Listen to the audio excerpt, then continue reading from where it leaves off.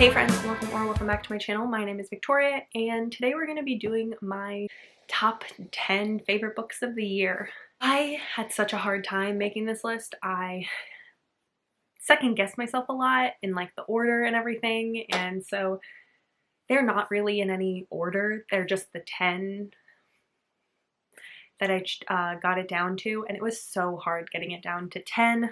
So I have the 10 books, and then I have 3 like honorable mentions that if I was making a top 13, those 3 would be added on my top 13. 2 of them are by the same authors that are in my top 10, so it's like I had a hard time like choosing which one was going to be in the top because I didn't want more than one book by the same author, I guess. I don't know why. That was my way I did it.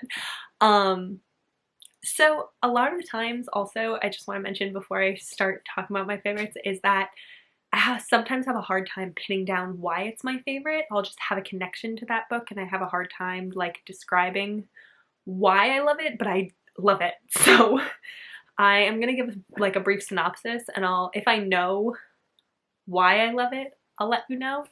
But sometimes it's hard to pin down. So I am gonna start with my 3 honorable mentions.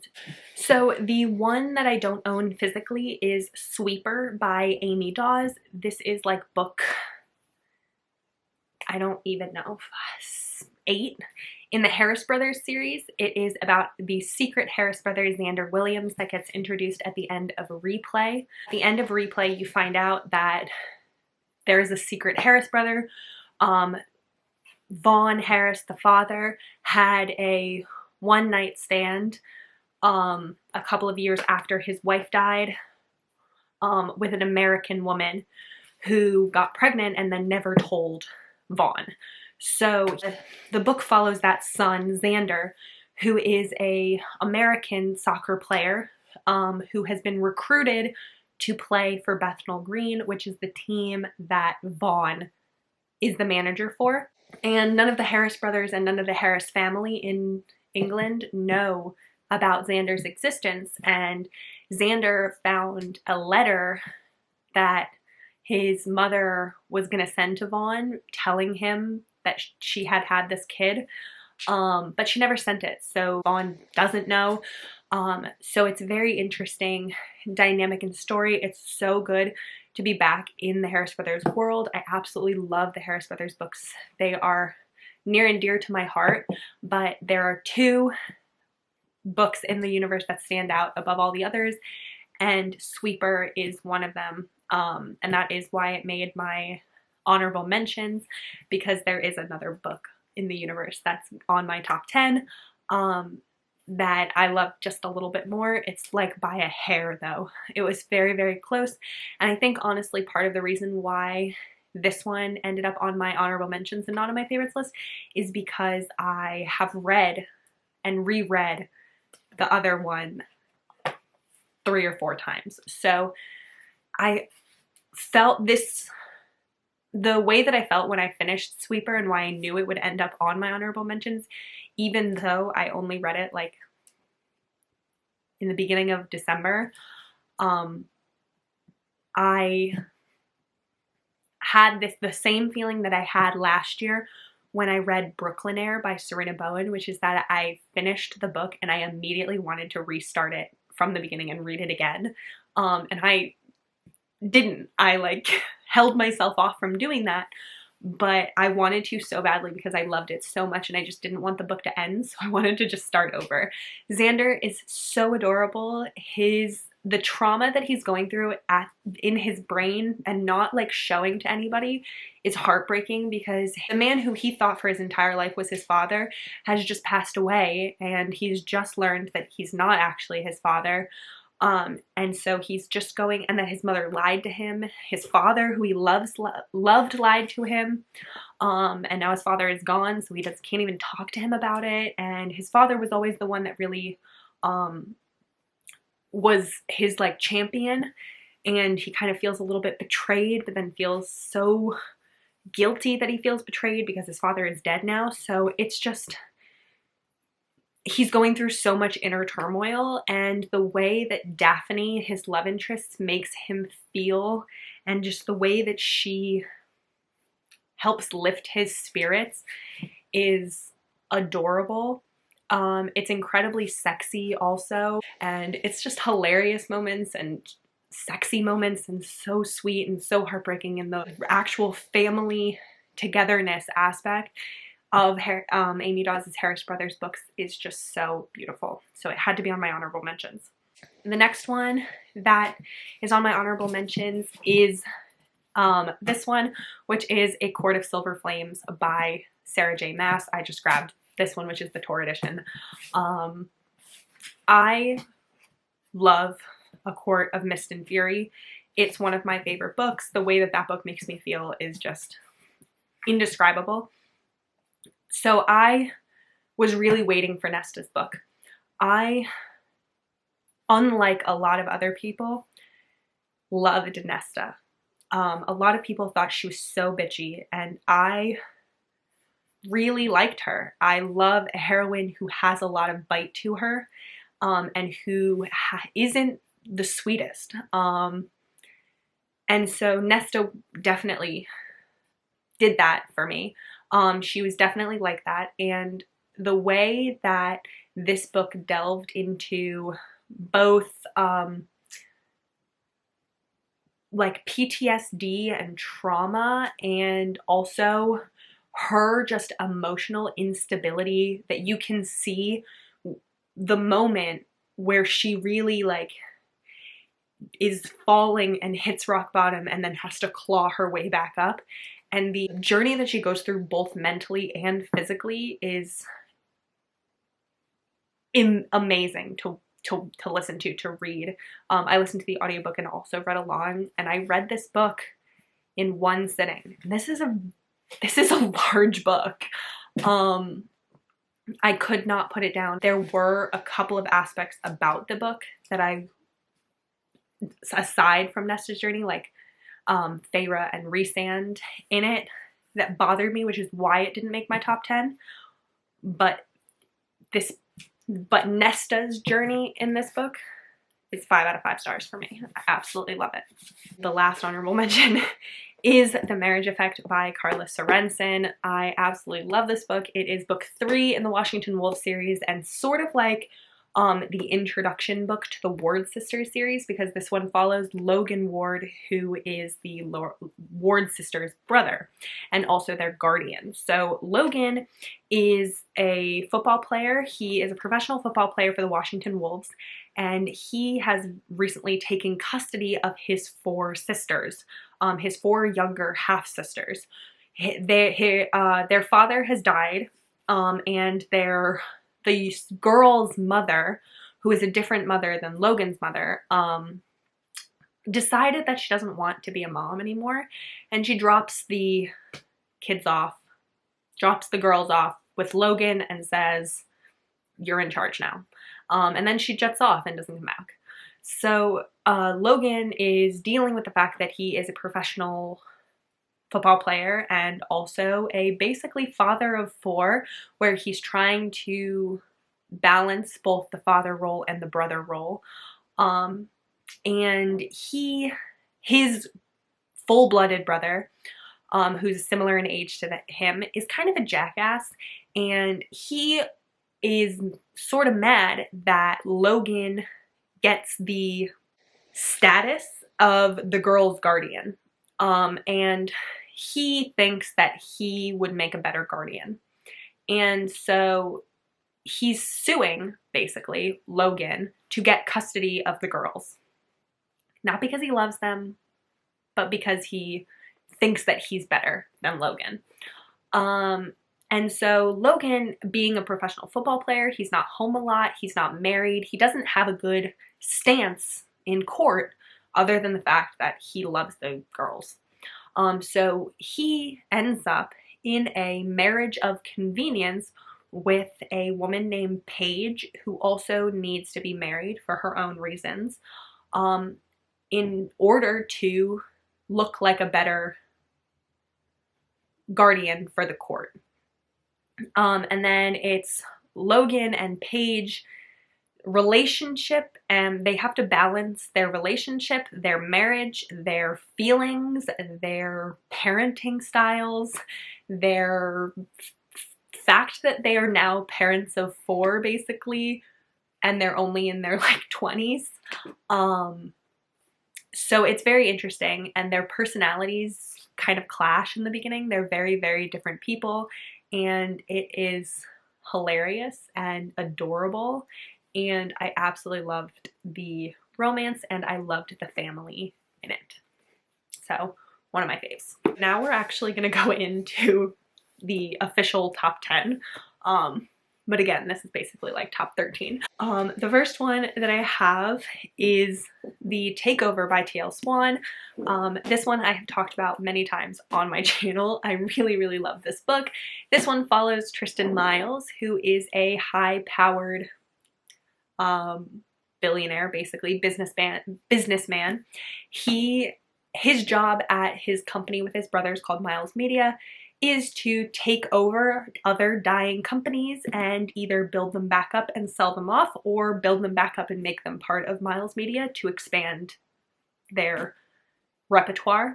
And he has a relationship with a woman named, I always forget her freaking name, Claire. So Claire is a single mom of 3 sons. She is a widow, and she is currently running her deceased husband's company, and it is dying. Her late husband has always wanted to give the company to his sons, but the company is hanging on by a thread, and Tristan shows up and he offers to buy it out from her, and she is incredibly offended and is like, fuck no, you can't have my company. So they don't like each other at first, but they are very attracted to each other. So a couple of weeks, I think, pass, and Claire goes to a business conference in France to kind of learn tricks of the trade. It's like a conference for other CEOs, basically. And it has panels with some speakers, and one of the speakers happens to be Tristan, and so they end up running into each other again, and they have a sort of fling in France, which she tells him it needs to end when they go back to the States. And so they go back to New York, and he's like, no, it's not over. And he shows up at her house, and hilarity ensues because her kids are insane. But he's persistent, and he wants what he wants, and he wants to get what he wants. And he works hard to get what he wants. He does not back down. And he kind of breaks down Claire's defenses, and it is a beautiful, beautiful story. And it's hilarious. It is romantic. It is so sexy. I love the way that Tristan's relationship develops with not only Claire but also her 3 sons, because they really do become a family, and Tristan takes on a much more father figure to them, which they are desperately needing. It's adorable, and I love it. The next one that I have is Managed by Kristen Callahan. This one is part of the VIP series. It's book 2. And this one is, rather than a rock star romance, but instead of following a rock star, it follows their manager, who is named Scotty, or Gabriel Scott is actually his name. This one is very grumpy sunshine. He is a grumpy person. He's arrogant, and he's kind of an ass at first, but he's beautiful, and he is got a lot of hidden boundaries. He keeps himself under lock and key. So they actually meet on a plane. They are sitting next to each other on a plane, and she kind of screws with him on the plane, and they start talking a little bit, and he works as a manager for a band, and she is going to a job interview, and the job interview that she ends up going to is to work with the band, and so they end up being in proximity with each other a lot, and I just really love the vibe of this book, really. I just loved reading it.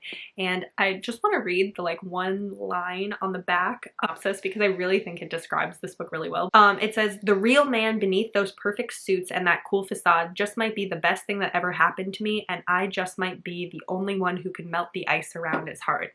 And I think that just describes it really well. And even the little blurb on the front, which says his control was legendary until she walked in. He's so good at being closed off and not like showing other people what's beneath his shields. And she knocks down his shields really easily. And it really bugs him. But it helps make their relationships that much more strong, and just, it's so good. And everyone else kind of fucks with him because he is though very like, he's a manager of like the biggest rock band in the world, but he is very stoic, and she really makes him show his emotions a little bit more, and it's so good. Then we have Love in the Wild by Emma Castle. It is one of my favorite covers on a book ever. It is a Tarzan retelling, so it follows the sort of traditional Tarzan story with a couple of twists. So the Tarzan character's name is Thorn, and he was raised in the wilds of Africa by gorillas, like the traditional Tarzan story. The love interest's name is Eden, and she is a photographer who is visiting Africa as part of like this tour, when their tour gets overtaken by bad men. And Thorn comes in and rescues her. And he, as being raised by animals in the wild, believes in like mates, and he is like very much, he doesn't know emotions, and he doesn't know what it is to be a human. And so he sees her, and he basically like wants to claim her, and he's like, she's mine. Like, I want that one.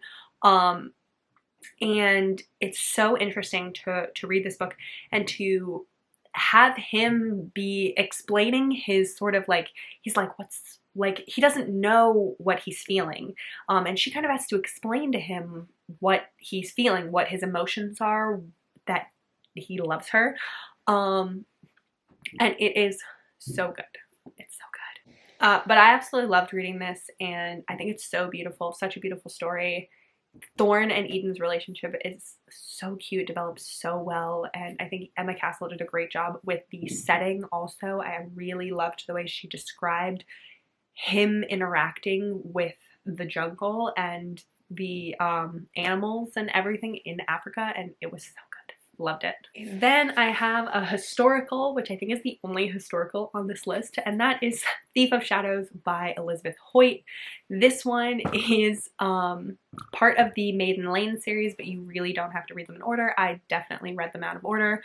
This is book 4. And I'll just show this step back off because I love it. Look at it. So the main character in this book is actually named Winter Makepeace, and he has sort of a double life. He is, in his everyday life, he is he's the leader or like manager of a home for foundling and orphan children in St. Giles, which is like the dirtiest, most dangerous place in London. It is not the nicest place to be. But that's where the children are from, so that's where he holds the home. And he loves the home, and he has dedicated his entire life and being and body and soul to the people of St. Giles and making their lives better. And part of that during the day is to run this home and be there for the children.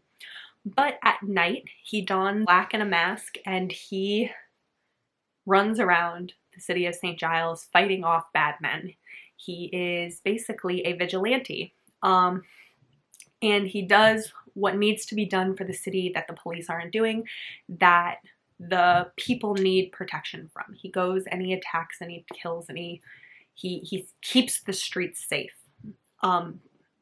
And he is not titled, he is not highborn, And the home for foundling children has been bought and is now run by these women who want to remove him from his role as manager because he's not titled, and he doesn't know how to act really in society.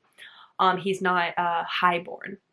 And so this woman named Isabel, she decides to, he's pretty good at his job. I am going to see if I can train him, basically, to live in society and to interact with the people of the town in society.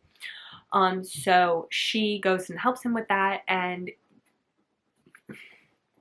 they end up developing this relationship.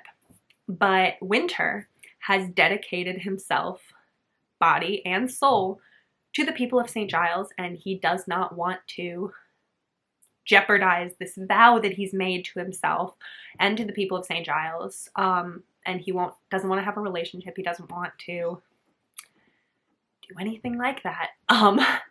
And so he's a virgin. He's never kissed anybody. He doesn't want to. And Isabel is making it very hard for him to keep his vow. It's so good. It's so good. Next one is Don't Hexman Drive by Juliet Cross. This is book 2 in the Stay a Spell series. It is a paranormal romance that follows Isadora Savoy, who is a witch, and she has a relationship with a man named Devraj, who is a vampire, but he's also a very, very old vampire, and he has like extra powers, and he has come to New Orleans to help the local vampire coven hunt down murderers and killers in New Orleans who are kidnapping women and killing them.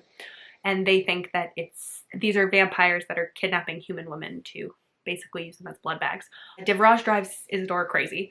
And the first time they actually meet, Devraj hits her with his car, and it's hilarious. It's so funny, but it's so good. I think the thing that I really liked about this book is I really loved Isadora's personality and the way that she grew and became more comfortable over the book, because she's very, in the beginning, she's not very social, and she doesn't really love interacting with a lot of people, and she is very content to sit on the sidelines, and she let her like sisters shine, basically. And Devraj kind of sees her, and he sees how good of a person she is and how amazing she is and beautiful and wonderful, and he makes it so that he doesn't like force her to go into be around people, but he shows her that just because she's not like the center of attention doesn't mean that she is less than, I guess. I don't know how to describe it. But I loved the way that Devraj made Isadora feel, and the way that he made her feel so special and amazing, and I loved it so much. Okay, so the next one that I have is a book that I don't own a physical copy of, and that one is The Second and His Bonded by Kiki Clark. This one is the hardest to explain because it is book 2 in a series, and you do have to read them in order, or I would recommend reading them in order. So the first one plays a big role in what happens in the second one, but they do follow different main characters, different love stories in each book.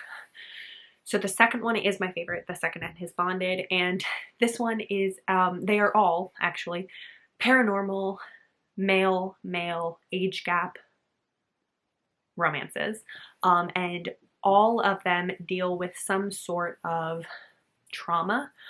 So one of the main characters deals with some kind of trauma. So in The Second and His Bonded, it is a tiger shifter and a wolf shifter. The tiger shifter is the second of the pact, of the pack, so of the Kincaid pack, so he is very high up in the pack. And his love interest is named Kieran, and he is a wolf shifter who is the son of the pack's enemy. So the Kincaid pack has this enemy pack, and Kieran is the son of their alpha, but he is the bastard son of the alpha who has been abused for most of his life. And he has left that pack to seek refuge in the Kincaid pack, but he doesn't really feel like fully part of the pack. And him and Kieran end up becoming very close, and Kieran helps him through a lot of his emotional problems that he's dealing with, and it I loved it. It was so good. I've read it twice this year, and it was just both times I absolutely loved it. This has become one of my favorite series, but The Second in His Bonded really stands out among all of them, and it needed to be on this list, but I apologize, I can't do more explaining than that because I don't want to spoil like everything. So the next one that's on my list is Birthday Girl by Penelope Douglas. I read this way back in January, which is crazy to me. It feels like I read this so long ago, but I read it in January. And this one is an age gap ex-boyfriend's dad romance. It follows the heroine whose name is Jordan, and she has this boyfriend, and they need a place to live. They end up having to leave their apartment, and they end up moving in with her boyfriend's father, who is a very young father. He had the boyfriend whose name I can't remember. The father's name is Pike, but he had the boyfriend when he was very young, so you think he was like 17. So he's a young father, and him and his son are not very close. They have kind of a strained relationship, but the son and Jordan move in with Pike after they kind of get kicked out of their apartment, I think. And Jordan and Pike end up developing this absolutely amazing relationship. There is no cheating on the part of Jordan and Pike though, so that was something that really worried me when I went into this book because I wasn't sure. But yes, Jordan and the boyfriend are broken up before her and Pike get together. But it is so good and absolutely loved it. It's taboo, age gap, it's romantic. Like that's something that I really was not prepared for when I went into it. Like I went into it knowing that it was this like super taboo romance, but it has so much like romantic and touching moments in it that it surprised me a lot. I actually have a full reading vlog dedicated to me reading this book, so I will link that down below if you want to go watch me reading this, because it has all of my like immediate reactions to it. But I absolutely love it. I think it's so good, and I think the idea of like the taboo element might put some people off, but it's actually like not that taboo once you read it. It totally makes sense. Jordan and Pike are so much better together. They like suit each other so well, and I thought it was so good. It needed to be on this list. It's one of my favorite books ever. Next one that I got is Blindsided by Amy Dawes. So this is the other Amy Dawes book that did make my list. It is a little bit the one that is like a hair higher than Sweeper. But this is Mac and Freya's story. So Mac is a Scottish football player who plays for Bethnal Green with the Harris brothers. So it is a Harris brothers universe, but Mac is not a Harris brother. His name is Maclay Logan, and he is a British Scottish tattooed football player who has a friends to lovers romance with his best friend Freya, who is a plus-sized, cat-loving Cornish sweetheart. Basically the way this book is that Freya and Mac are best friends, and Freya is super awkward and she doesn't love her body and the way she looks and everything, and she is super awkward around men, and she's a virgin and she really doesn't want to be a virgin when she turns 30, and her birthday is soon. And so she is determined to lose her virginity, and she enlists Mac's help to teach her how to date better, and how to flirt with men, basically. And Mac tries to teach her, until he realizes how, like, bad she is and how much help she needs. But when he finds out that she's a virgin and that she's been trying to find somebody that can take her virginity so she can, like, get it over with, he doesn't love that, and he thinks that the person that's taking her virginity should care about her, and so he offers, and he's like, I will teach you to be good at sex, basically. And they end up having a friends with benefits to the most beautiful relationship. They suit each other so well. I really love the two of them together, and they are like top tier relationship. Like, I want a relationship like Mac and Freya. This one that I have is Forbidden by Carla Sorensen. I knew that this was going to end up on my favorite books of the year list when I read it in August, and I immediately, when I finished it, knew that it was going to end up on this list. The thing about this one is that when you read it, there is no doubt it's a good book. Like, it's really good. As a romance. It's a beautiful romance. But the thing that made this book stand out so much to me is how much I connected with the heroine, which is not something that happens to me often. I usually love the heroes. I usually see more of my personality, I guess, in the heroes than in the heroines. But the way that Isabel, like, dealt with her emotions and the way she hid her emotions and didn't want to feel too much, and the way she just struggled, but only internally, and didn't want to tell anyone else about it, even though she had these amazing people that she could rely on. Just, I connected with it so much, and it's something that I do. And to see her end up in this absolutely beautiful relationship with the man, her hero, whose name is Aiden, who is a single father who has lost his wife to cancer, who has this little daughter, and it's age gap.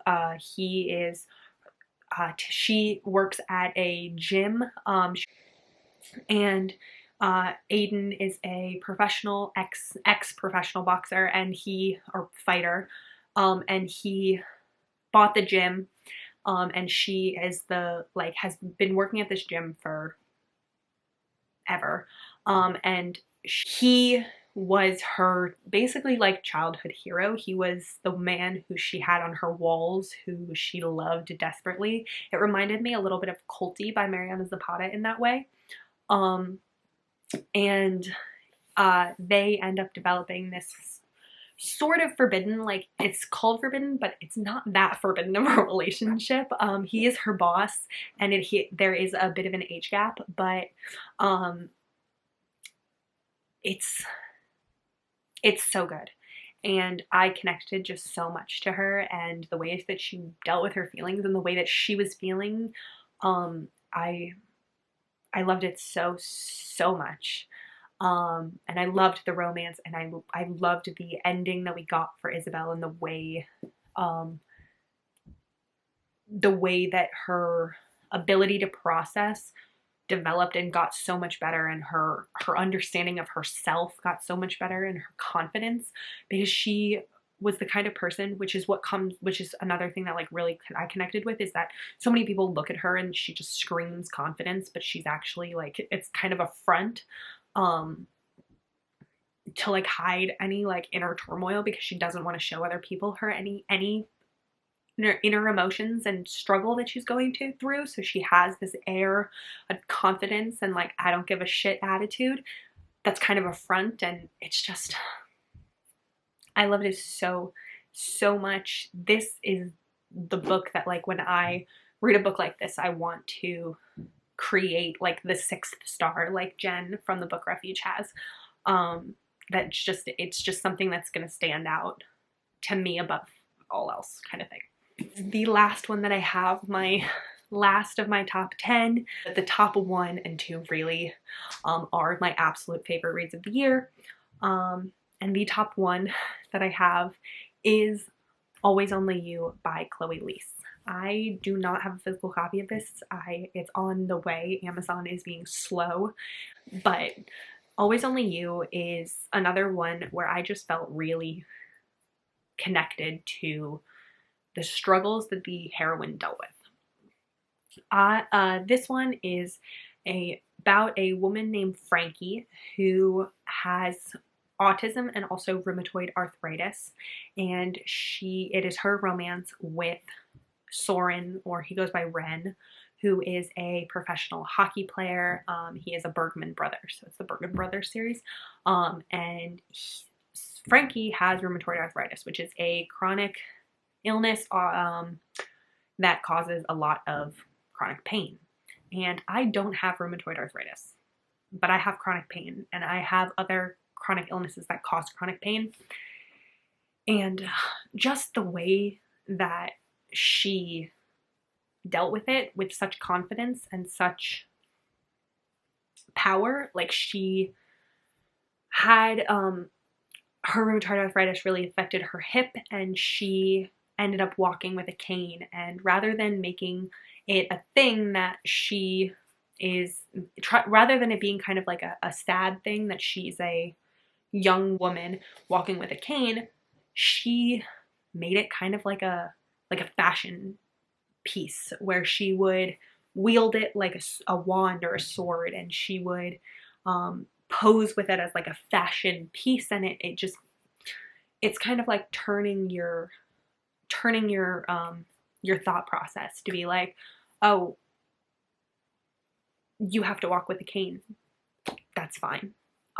Like it's if that's what you need to help you, you shouldn't need to feel shame for it. And I loved that. I loved that aspect, and I loved Frankie's way of dealing with it. And even when she was so stubbornly dealing with it and Ren wanted to help her so much, I understood where she was coming from. And the way that Soren loved her for everything that she was just, again, I want a relationship like that. I think everyone should read this book. I just do. It's all-time, one of my absolute all-time like top 5 favorite books ever.